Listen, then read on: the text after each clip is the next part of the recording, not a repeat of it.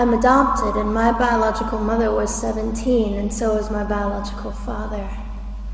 She was 7.5 months pregnant when she decided to go to Planned Parenthood, which is the largest abortion provider in the world, and they counseled her to have a late-term saline abortion, which is a saline salt solution that is injected into the mother's womb.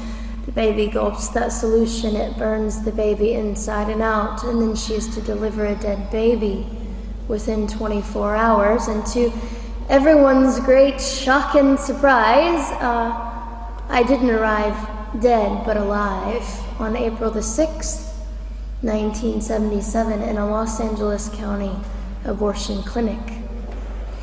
What's fantastic about this, about the perfect timing of my arrival, is that the abortionist was not on duty yet. So he wasn't even given the opportunity to continue on with his plan for my life, which was death. And I know that I am in a government building, and a beautiful one it is, and I love your country as well as my own. But I know in the age that we live in, it is not at all politically correct to say the name of Jesus Christ in places like this. To bring him into these sorts of meetings, because his name can make people so terribly uncomfortable. But I didn't survive so I could make everyone comfortable. I survived so I could stir things up a bit. And I have a great time doing it.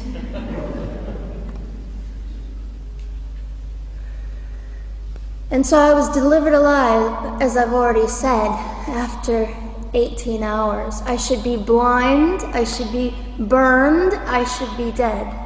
And yet I'm not. You know what is fantastic vindication is the fact that the abortionist had to sign my birth certificate. So I know who he is. And it also says, for any skeptic listening, on my medical records, born during saline abortion. Ha! They didn't win. I've done some research on the man that performed the abortion on me. And his clinics are the largest chain of clinics in the United States of America, and they gross $70 million a year. I read a quote from him at some point several years ago, and he said, "I have aborted over 1 million babies, and I consider it my passion." I tell you these things because, listen, ladies and gentlemen, we are in an interesting battle, whether we realize it or not, in this world. It is a battle between life and death. What side are you on?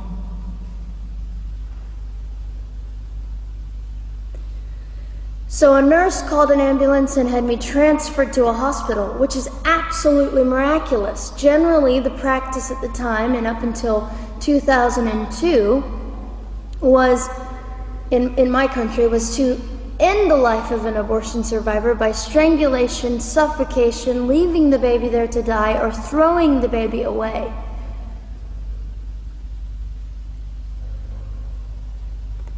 But on August the 5th, 2002, my extraordinary President Bush signed into law the Born Alive Infants Protection Act to prevent that from occurring anymore.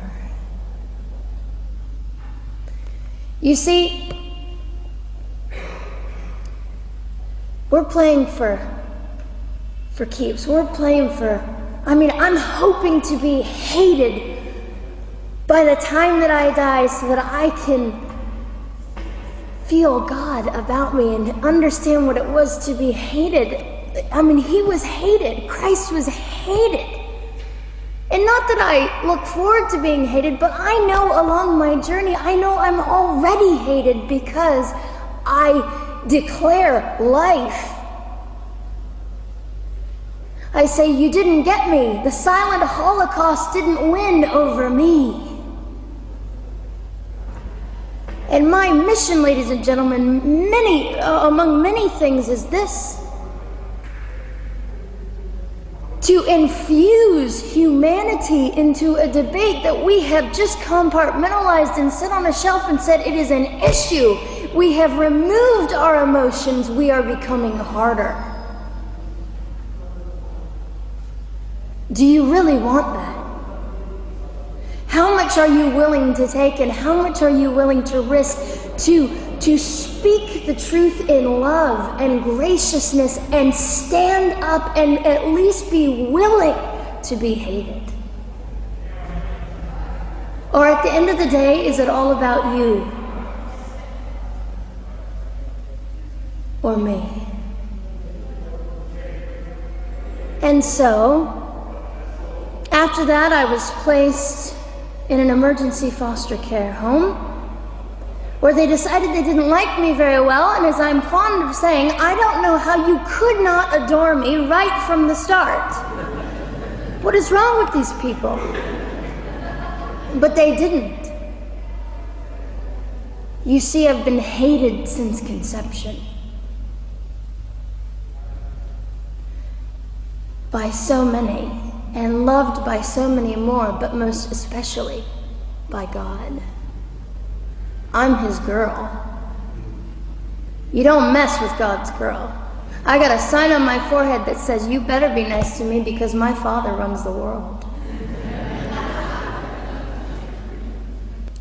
So after I was placed in the mean home, I was taken out of the mean home and placed into another home, a beautiful home, Penny's home. And she said by this time I was 17 months old, 32 pounds of dead weight, and diagnosed with what I considered to be the gift of cerebral palsy, which was caused directly by the lack of oxygen to my brain while I was trying to survive.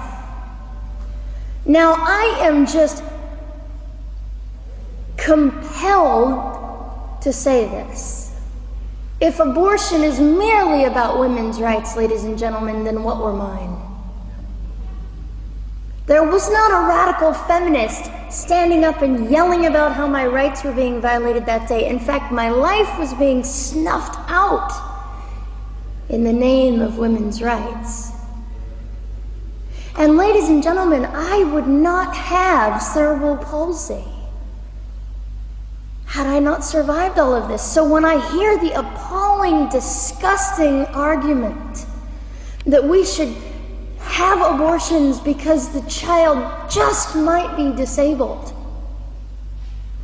oh, the horror that fills my heart. Ladies and gentlemen, there are things that you will only be able to learn by the weakest among us. And when you snuff them out, you are the one that loses. The Lord looks after them, but you are the one that will suffer forever. And what arrogance, what absolute arrogance, and it has been an argument for so long in this human place that we live, that the stronger should dominate the weaker, should determine who lives or dies. The arrogance of that, don't you realize that you cannot make your own heart beat? Don't you realize that all the power that you think you possess, you really possess none of it? It is the mercy of God that sustains you, even when you hate him. So they looked at my dear Penny and they said, Gianna will never be anything, which is always encouraging. And she decided to ignore them, and she worked with me 3 times a day, and I began to hold up my head, and they said, well, Gianna will never this and never that. Long story shorter, I was walking by the age of 3.5 with a walker and leg braces, and I stand up here today with a mild little limp and without a walker and leg braces. I fall gracefully sometimes and very ungracefully at other times, depending on the situation, but I consider it all for the glory of God. You see, ladies and gentlemen, I am weaker than most of you, but this is my sermon. And what a small price to pay to be able to blaze through the world as I do and offer hope. And I think in our misunderstanding of the way things work, we misunderstand how beautiful suffering can be. I don't willingly sign up for it, but when it comes, we forget. We forget that God is in control and God has a way of making the most miserable thing beautiful.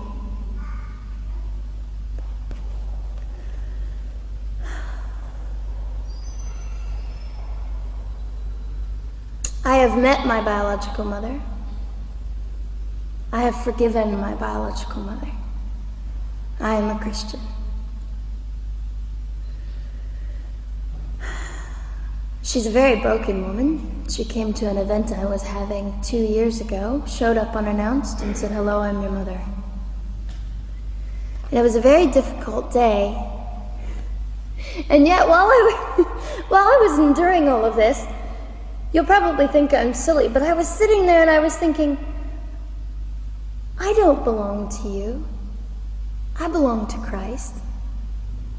I'm his girl, and I'm a princess. So no matter what you say, in all your anger and brokenness and rage, it's not mine to keep. It's not mine to carry, and I won't. I was saying all this inside. So ladies and gentlemen, you have an opportunity. But for just a brief moment, I would like to speak directly to the men in this room and do something that is never done. Men, you are made for greatness. You are made to stand up and be men. You are made to defend women and children, not stand by and turn your head when you know murder is occurring and do nothing about it. You are not made to use women and leave us alone. You are made to be kind and great and gracious and strong and stand for something. Because men, listen to me, I am too tired to do your job. Women, you are not made for abuse. You are not made to sit and not know your worth and your value. You are made to be fought for forever. So now is your moment. What sort of people are you going to be? I trust incredible. I trust, men, you will rise to the occasion. To the politicians listening, particularly to the men, I would say this: you are made for greatness, set your politics aside. You are made to defend what is right and good. This fiery young girl will stand here and say, now's your moment. What sort of man do you want to be? A man obsessed with your own glory, or a man obsessed with the glory of God?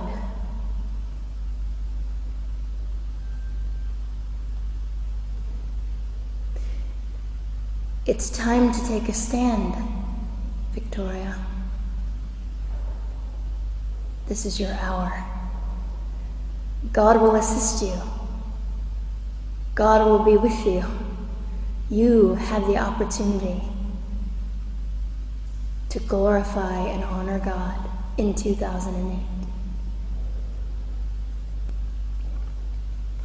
I'll just end with this. Some of you might be slightly annoyed that all I keep doing is talking about God and Jesus. But how on earth can I walk about limping through this world and not give all my heart and mind and soul and strength to the Christ who gave me life?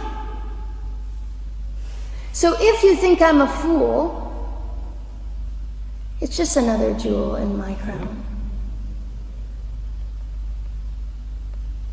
My whole intent in living here is to make God smile. I hope some of this made sense. It just came from my heart. God bless and keep you.